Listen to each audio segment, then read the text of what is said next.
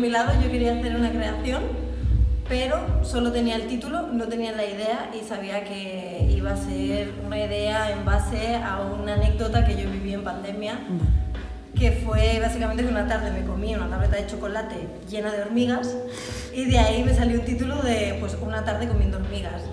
Pues me inspiré en hacer esta pieza también porque Mel me comentó, oye, ¿tú sabes que aquí en Colombia se comen hormigas y hay unas hormigas muy grandes que se llaman hormigas culonas que se comen realmente? Y yo fue como, ¿qué? Empecé ahí a investigar y digamos que ahí fue esta fusión de cómo fusionamos una anécdota, hacemos una pieza que entretenga.